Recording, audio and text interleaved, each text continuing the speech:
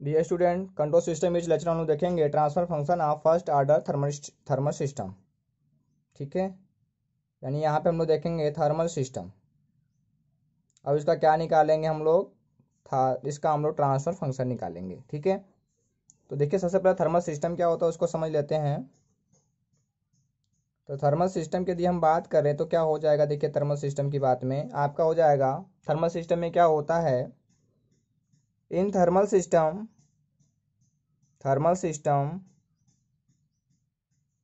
there is heat transfer from one substance to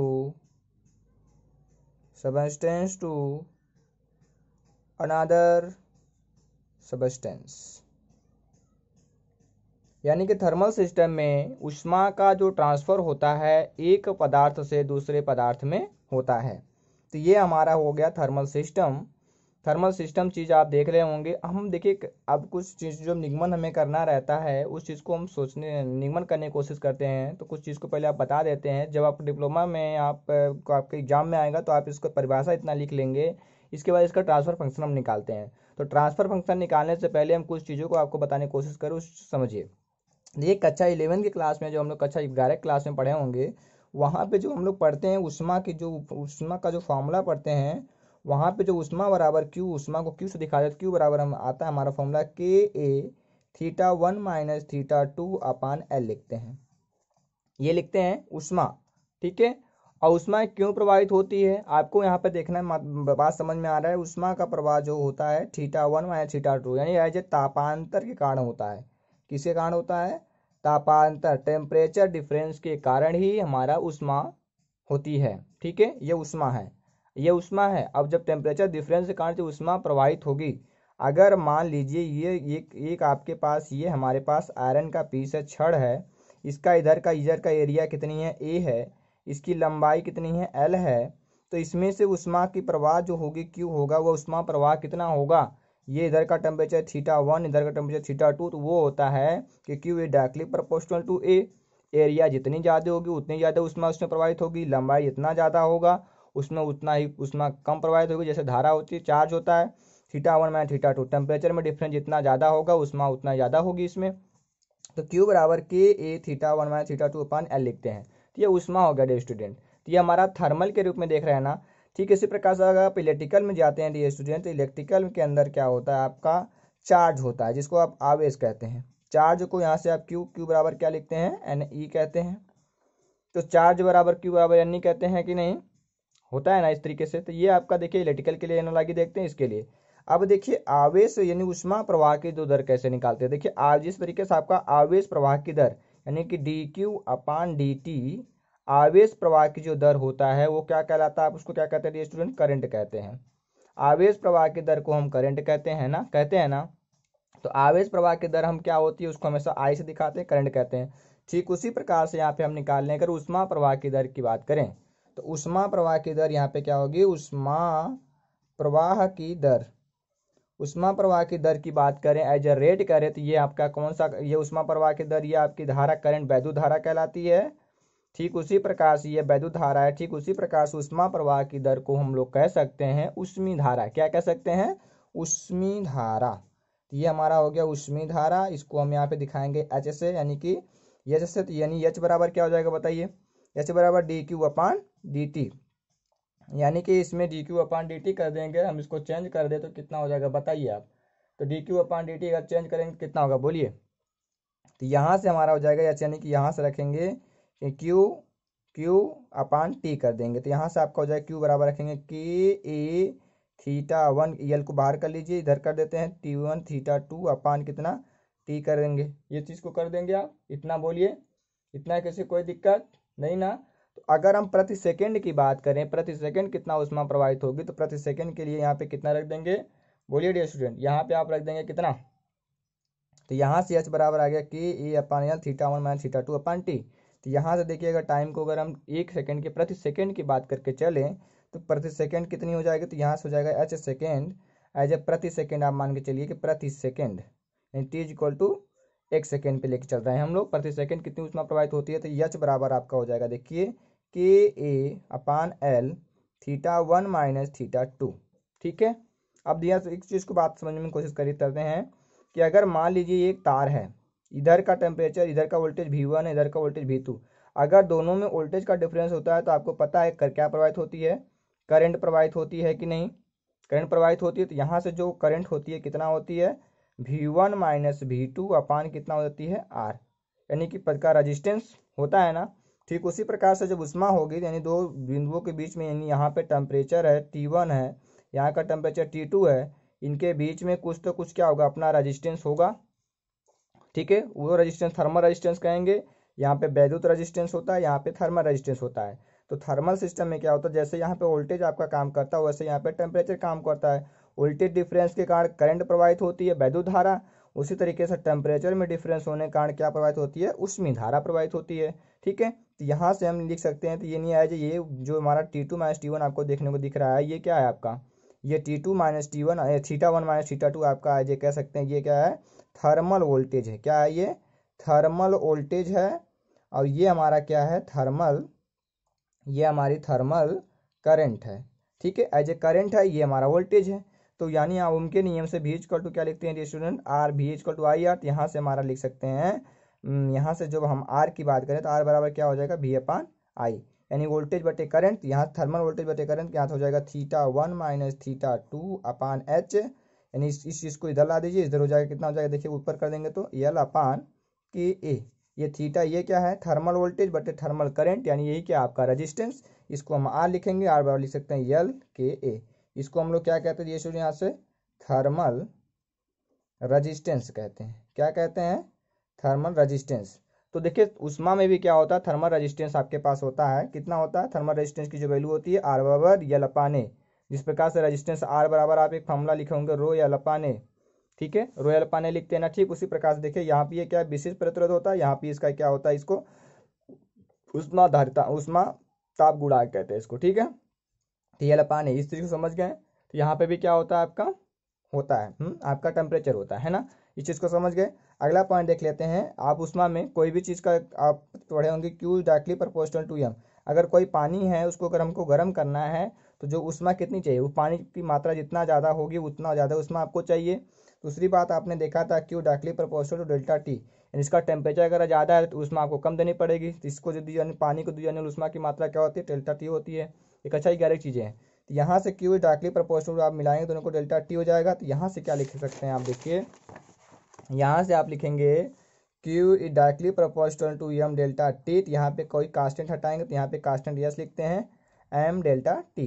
yes को क्या बोलते हैं यहाँ पे हम लोग, विशिष्ट धारिता कहते हैं। क्या कहते हैं स्टूडेंट, विशिष्ट धारिता कहते हैं। तो इसी पूरी वैल्यू को M की क्या है, जो पानी हम उसमें डाल रहे हैं वो तो होगा, इन सब चीज़ को हम लोग क्या कह सकते हैं, यहाँ पे Q इक्वल टू कह देंगे C डेल्टा टी। इसको हम लोग कह दे रहे हैं थर्मल थर्मल थर्मल कैपेसिटेंस। इसको हम क्या नाम दे रहे हैं, थर्मल कैपेसिटेंस। पूरी वैल्यू को यानी एम में एस को मिला के हम सी रख दे रहे हैं, थर्मल कैपेसिटेंस की बात कर लिए। ठीक है, ये उष्मा आ गई।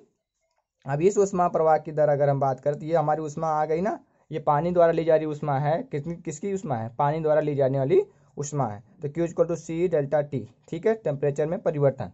ठीक है, कितना टेम्परेचर में परिवर्तन, यानी पानी गर्म करना है, इसका पहले टेम्परेचर कितना था, फिर उसके बाद कितना हुआ, वह टेम्परेचर डिफरेंस, और इसकी धारिता कितनी थी C, इसका द्रव्यमान कितना था कर देंगे तो वो उतनी उष्मा लेगा। ठीक है, ये निकाल लिया ना। चलिए अब हम निगमन कर देते हैं। चलिए हम निगमन करते हैं कि हमारे पास सिस्टम का ट्रांसफर फंक्शन निकालते हैं। क्या निकालते हैं, चलिए हमारे पास सपोज दैट मान लीजिए कि हमारे पास ये एक सिस्टम है, ये हमारे पास एक थर्मल सिस्टम है। ये लीजिए इस तरीके से हम आपको दिखा रहे हैं, ये थर्मल सिस्टम है। यहाँ पे हमने लगाया हुआ इसके अंदर हीटर लगाया हुआ, इलेक्ट्रिकल हीटर है ये। ठीक है, ये हीटर, इसमें करंट जाएगी, ये गर्म होगा, उष्मा देगा इसमें से।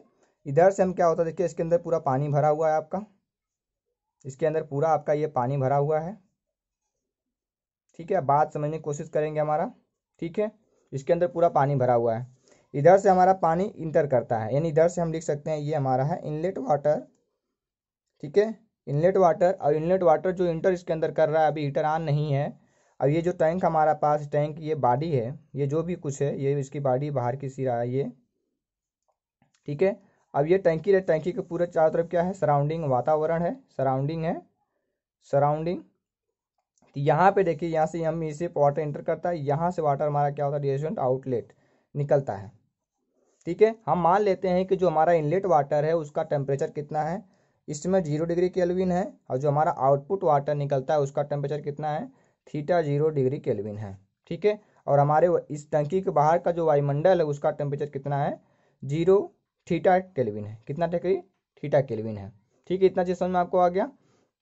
अब बात समझिए कि ये जो दीवार, ये जो टंकी बनेगी उसकी दीवार कुछ मोटाई होगी अपनी कि नहीं होगी, होगी ना, कुछ होगी। अब बात आती है, देखिए हम यहाँ पे निगमन करने की कोशिश करते हैं। अब इस चीज़ को आप समझिए, ठीक है। अब ये बताइए कि इस समय जब इसका टेम्परेचर कितना है, 0 डिग्री केल्विन है ना, यानी पानी जो इसके अंदर इंटर कर रहा है 0 डिग्री केल्विन है, इससे जो पानी निकल रहा है उसका टेम्परेचर कितना है, थीटा 0। थीटा जीरो का मतलब आउटपुट, वो का यहाँ पे आउटपुट है, वो आउटपुट यानी आउटपुट का टेम्परेचर है।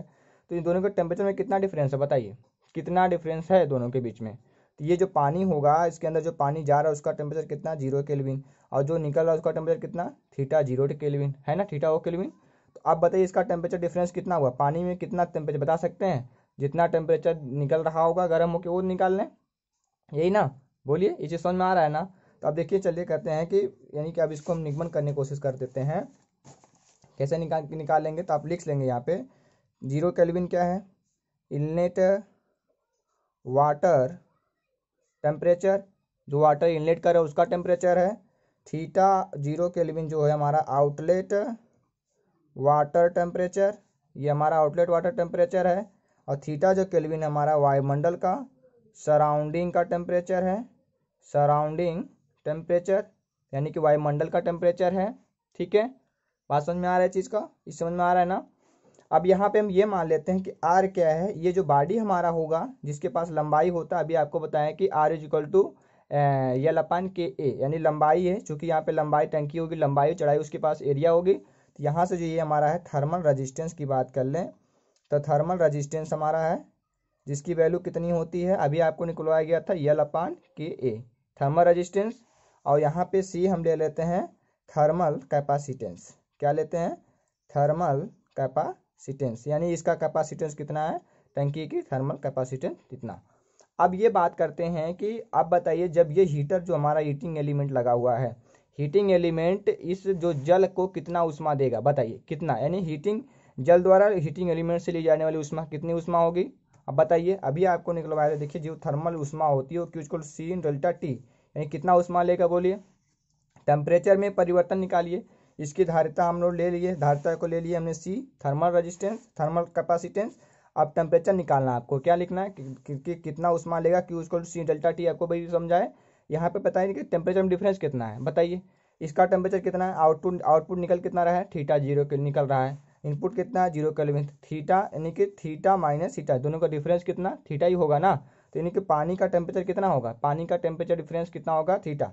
यहाँ से हो जाएगा, यानी कि ये लिख सकते हैं कि हीटिंग एलिमेंट द्वारा, हीटिंग एलिमेंट द्वारा, एलिमेंट यानी कि ये इस हीटर द्वारा, ठीक है, हीटिंग एलिमेंट द्वारा, ठीक है, हीटिंग एलिमेंट द्वारा टैंक में भरे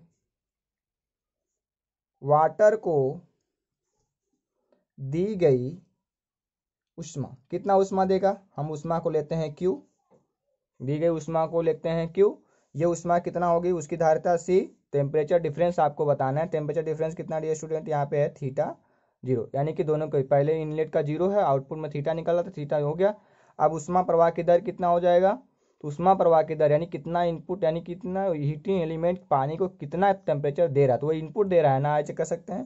तो यहाँ पे हम ले लेते हैं, यानी कि इनपुट यानी कि उष्मा प्रवाह की दर कितनी हो जाएगी, तो यानी कि यहाँ पे उष्मा प्रवाह की दर बात करेंगे, dQ/dt कर लेंगे दोनों पक्षों का, तो हो जाएगा C डेल्टा डीटा T/डेल्टा T, ठीक है। ये ना, यही उष्मा, ऐसी उष्मा है, ये कौन सी उष्मा, आप dQ/dt, ये उष्मा प्रवाह की दर, ये कौन सी उष्मा है, ये उष्मा वह उष्मा है जो हीटिंग एलिमेंट क्या हो रहा है, पानी को दे रहा है, तो ये इनपुट है ना, ऐसे कह सकते हैं इनपुट है पानी के लिए, उष्मा इनपुट उष्मा है।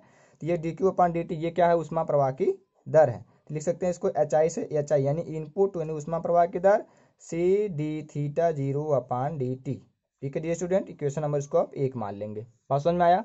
अब देखिए जब इतनी ऊष्मा क्या मिलेगी, पानी को टैंक को मिल जाएगी, इसको जब ऊष्मा पानी को टैंक को मिलेगी तो इसका अंदर का टेम्परेचर कितना हो गया बताइए, यानी कि थीटा माइनस जीरो, यानी कि पानी का टेम्परेचर हो गया अंदर का कितना degree, theta degree, theta theta zero kelvin हो गया। बाहर का टेम्परेचर कितना है, थीटा है ना। तो दोनों के बीच में, बाहर के बीच में और इसके टंकी का जो लेवल, इधर इधर पानी भरा, इधर इधर वायुमंडल का प्लेन, दोनों के बीच में टेम्परेचर डिफरेंस है। उसकी वजह से आपका क्या होगा, ये आपका हीट होगा कि नहीं, यानी इसकी पानी के जो उष्मा होगी ये आपका टंकी भी क्या करेगी, अवशोषित करेगी। और ये क्या होगी, बाहर का जो वायुमंडल से क्या होती है, टंकी ठंडा होती रहेगी। तो ये यानी कि कितना उष्मा में, इस उष्मा यानी कि लिख सकते हैं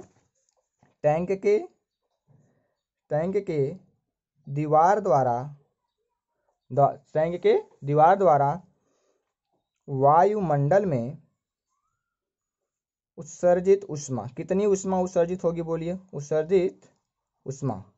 तो उष्मा अभी आपको निकलवाया था, क्यू बराबर कितना हो जाएगा, यानी यहाँ से टैंक में वायुमंडल में लिख सकते हैं टी टैंक से कितनी उष्मा, टी टैंक लिख रहे हैं, कितनी उष्मा निकलेगी बताइए, कितनी उष्मा निकलेगी बोलिए, बताइएगा कितनी होगी। टी टैंक में कितनी उष्मा होगी, टेम्परेचर डिफरेंस के कारण होगी, ठीक है ना। तो टी टैंक के कारण उष्मा प्रवाह की दर कितना लिख सकते हैं, उष्मा की प्रवाह की दर, करंट प्रवाह की दर क्या होती है, वोल्टेज डिफरेंस, यहाँ पे टेम्परेचर डिफरेंस। तो यहाँ पे लिख सकते हैं उष्मा, वायुमंडल में उत्सर्जित उष्मा प्रवाह की दर हम लिख सकते हैं एच टी लिख दे रहे हैं। तो यहाँ में कितना टेम्परेचर डिफरेंस बताइए, पहले अंदर का टेम्परेचर कितना है, थीटा जीरो, बाहर का टेम्परेचर कितना है, थीटा, बटे थर्मल रेजिस्टेंस आर। तो एच टी बराबर इतना लिख दिए। क्वेश्चन नंबर, इसको क्या मान लीजिए स्टूडेंट, क्वेश्चन नंबर 2 मान लिए। अब बताइए कि टैंक क्या कर रहा है, पानी को गर्म कर रहा है। पानी को गर्म करने के बाद पानी को क्या, कितना इस हीटिंग एलिमेंट को कितनी उष्मा देनी पड़ेगी बताइए। आपको इतनी उष्मा ये देगा कि ये इसको जितनी उष्मा आउटपुट निकले वो उष्मा, जितना बाहर से पूरा उष्मा मिलाकर तो ये उष्मा दे रहा होगा। हाँ, अगर हम पूछे ये कितना उष्मा दे रहा है तो कितना उष्मा दे रहा है ये बता सकते हैं। ये जितना उष्मा पानी की, कितना पानी कितना हीट है उसका टेम्परेचर माप लीजिए, और वायुमंडल से कितना प्रति सेकंड विसर्जित हो रहा है उसकी उष्मा का माप, दोनों का योग होगा ना। यानी यहाँ से हम लिख सकते हैं हीटिंग एलिमेंट द्वारा दी गई संपूर्ण उष्मा प्रवाह की दर, कितनी उष्मा प्रवाह की दर दिया प्रति सेकंड, वो कितना उष्मा दिया, तो हम पूरा लिख सकते हैं एच बराबर लिखते हैं, तो पूरा कितना आउटपुट कितना निकला, यानी कितना वाटर को इनपुट दिया और कितना टैंक से बाहर गया, यानी जितना दीवार से विसर्जित, तो दोनों का योग कर दीजिए। इस तरीके से एच टी बराबर एच बराबर कितना, C D theta zero upon D T plus आपका हो जाए एच टी का मतलब theta zero minus theta upon R, ठीक है। अगर हम ये आड़ी कंडीशन में ये मान के चल रहे हैं कि जो टैंक का जो सराउंडिंग है, ठीक है, यहाँ पे हम किस एक मान के चलते हैं कि टैंक के दीवार में उष्मा स्टोर नहीं होती है। तो कोई उष्मा जब स्टोर नहीं होगी, तो जब उष्मा उसके अंदर स्टोर नहीं होगी डियर स्टूडेंट, तो उष्मा उत्सर्जित भी तो नहीं होगी। तो थीटा क्या हो जाएगा, थीटा इज इक्वल टू हम जीरो रख सकते हैं। ये केस है आपका, ये केस है। अगर केस नहीं होगा तो आप जैसे ताव से करेंगे। यहाँ पे हम केस लेते हैं टैंक के दीवार में उष्मा स्टोर नहीं है, यानी कि जितना पानी में उष्मा था उतना उष्मा उसको स्टोर बाहर नहीं गई। तो क्या हो जाएगा यहाँ से देखिए आपका, एच बराबर आपको हो जाए C D theta zero upon D T plus हमका हो जाए थीटा जीरो अपान आर। इतना से समझ में आया। अब क्या करिए डियर स्टूडेंट, दोनों पक्षों का क्या करिए, टेकिंग लाप्लास ले लीजिए, ठीक है। अब लिखिएगा आप टेकिंग लाप्लास बोथ साइड, दोनों पक्षों का लाप्लास आप ले लेंगे। जब आप दोनों पक्षों का लाप्लास लेंगे तो हो जाएगा ये एच एस बराबर हो जाएगा C S theta zero S plus ये आपका हो जाएगा 1/r बाहर है, ये थीटा जीरो एस हो जाएगा। ठीक है समझ में, थीटा जीरो एस आप कॉमन करेंगे तो यहाँ से हो जाएगा आपका एच एस, यानी कि ये, ठीक है। यहाँ से आप थीटा जीरो एस बाहर करेंगे प्लस आपका हो जाएगा यहाँ से देखिए कितना होगा बोलिए, एस सी प्लस 1/r। तो ये एस सी क्या आपका इनपुट है, ये क्या आ रही है स्टूडेंट आपका आउटपुट टेम्परेचर, क्या आपका आउटपुट टेम्परेचर है। तो यहाँ से आप देखिए लिखा एच एस अपान थीटा आउटपुट बराबर लिख सकते हैं, बताइए कितना, थीटा आउटपुट बराबर देखिए यहाँ से हुआ एस सी, यानी कि गुणा कर देंगे तो यानी कि 1 प्लस हो जाएगा आपका, यानी गुणा करेंगे तो S C R plus 1/r। ठीक है स्टूडेंट, ये हुआ, इसको उल्टा कर दीजिए तो ये आपका आउटपुट है, ये आपका इनपुट है, तो यानी थीटा आउटपुट बटे एच एस, यानी इनपुट ऊष्मा कितना दिया गया R बटे 1 प्लस एस आर। ठीक है, तो ये डियर स्टूडेंट क्या आ गया, ये ट्रांसफर फंक्शन आ गया। किसका ट्रांसफर फंक्शन, टी एस बराबर लिख सकते हैं R अपान 1 प्लस एस सी आर। ये जो आपका आ गया ये हमारा है थर्मल सिस्टम का क्या है, ये हमारा ट्रांसफर फंक्शन है। थर्मल सिस्टम का ट्रांसफर फंक्शन ये स्टूडेंट समझ में आपको आया होगा अच्छे से।